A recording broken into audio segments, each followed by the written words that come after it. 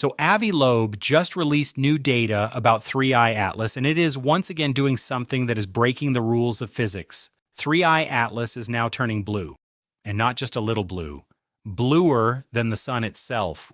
We already had around 8 other completely bizarre anomalies about 3i Atlas that did not make sense, and now this blue color signal is joining the list of things that should not be happening. Now, the blue color thing might sound confusing because we see the sun as yellow in the sky, but the sun is actually white. And when scientists talk about something being bluer than the sun, they are talking about color temperature. Blue light is more energetic than yellow or red light. So when something is bluer, it means it is giving off more energetic, hotter light. For something to be bluer means it is either hotter or something weird is going on with the physics. So when you have an object in space and sunlight hits it, the light bounces off and comes back to us. Now, the surface of 3i Atlas should be way colder than the sun. The sun is burning at about 5,800 degrees on its surface. This object from interstellar space should be an order of magnitude colder than that. Way, way colder. And here is the thing about cold objects in space. When light bounces off them, especially if there is dust around, that light should look redder than the original sunlight. That is just how physics works. Cold things with dust around them make light more red, not more blue. But 3i Atlas is doing the exact opposite as it's getting bluer than the sun itself, which makes absolutely no sense if this is just a regular chunk of ice and rock reflecting sunlight. So what could possibly explain this? The best theory scientists have right now is that this is not just reflected light anymore. Something is happening where the object is actively emitting light on its own. There is gas shooting out, and that gas is glowing bright enough and hot enough to make the whole thing look blue. But that raises an even bigger question. What is making the gas glow that hot? What kind of energy source could be producing temperatures higher than just the sun's heat hitting a cold rock? Avi Loeb is asking whether there could be some kind of power source on or inside this object that is running hotter than the sun's surface. And before you think that sounds crazy, remember that we are already at 9 anomalies here. This thing has been weird from day one. The brightening is just as strange. Scientists are measuring how fast 3i Atlas is getting brighter as it approaches the sun, and they are finding that the brightness is scaling with the distance to a power of negative 7.5. What does that mean in normal language? It means the brightening rate is insane.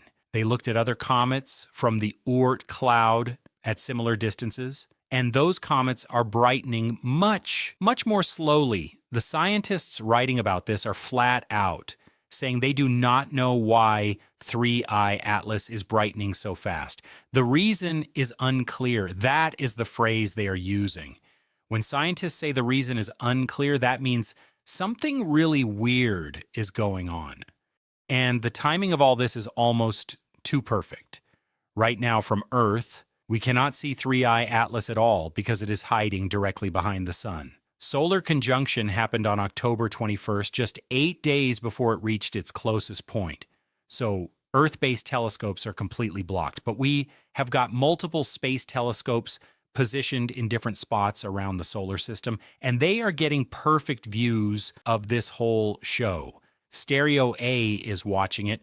That is a satellite we launched back in 2006. SOHO is watching it, and that thing has been up there since 1995. GOES 19, which is actually a weather satellite we just put up last year, is watching it. And then there are these brand new Punch satellites giving us images with very specific wavelength filters so scientists can see exactly what colors of light are coming off this thing. All of these instruments are watching 3i Atlas in real time as it is brightening and changing color. And one of them, an instrument called CCOR1, is showing something else that is blowing people's minds. There is a glow around 3i Atlas that is extending out 300,000 kilometers. Let that sink in for a second. 300,000 kilometers, that is absolutely enormous. A while back, another telescope spotted a carbon dioxide plume around this object that was similar in size. So whatever is happening with 3I Atlas, it is happening on a truly massive scale. Loeb is pointing out something that is making people uncomfortable. The geometry of all this is almost too perfect.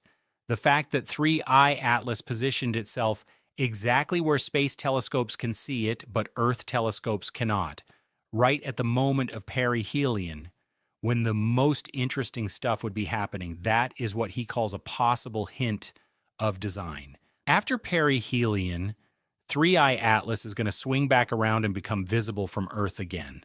We will start seeing it at twilight. But the really big moment is coming in December. On December 19th, it makes its closest approach to Earth. Now, it is still going to be pretty far away, about 269 million kilometers out, but that is close enough that our very best telescopes are going to get incredible looks at it, and we are talking about the heavy hitters here. Hubble Space Telescope is going to be observing it. James Webb Space Telescope is going to be observing it. Ground observatories around the world, they are planning detailed spectroscopy, which means they are going to break the light down into all its different wavelengths and figure out exactly what elements and compounds are there. This is going to tell us what this thing is actually made of and what is causing all these bizarre behaviors. The energy levels here are insane. At perihelion, 3I Atlas is getting hammered with at least 770 watts of solar energy for every single square meter of its surface. The total solar power hitting this thing is at least 33 gigawatts. To put that in perspective, that is at least a third of all the power coming from all 94 commercial nuclear reactors running in the United States right now. And all that energy is hitting an object that is spinning once every 16 hours. That much energy is doing something. Between July and October, scientists estimate it lost about 2 million tons of material. Now, 2 million tons sounds like a massive amount, right?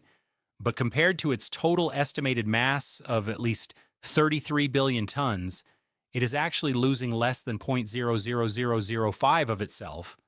So it is not breaking apart or crumbling, at least not yet. The big question is, what is all that heat and energy doing to the object?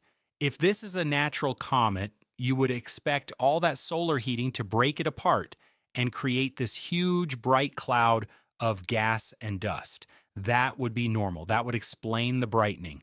But would it explain the blue color? Would it explain the perfect positioning? Would it explain the ninth anomaly? Like, if this is something else, something technological, then perihelion would be the perfect time for it to do interesting things. Think about it.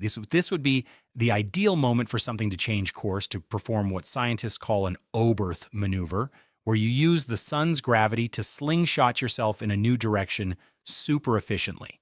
This would be the perfect time to release smaller probes or show excess heat from engines or transmit radio signals. If you were designing a mission and you wanted to use the sun for energy or navigation, this is exactly when you would do it. And just to give you a sense of scale here, Loeb points out that Starship, which is the biggest rocket we have ever built, is 100 times smaller than 3I Atlas. If this thing is artificial, it is absolutely massive by any human standard. The ninth anomaly is now documented. The clock is ticking toward December, when we finally get our best looks at whatever this thing really is.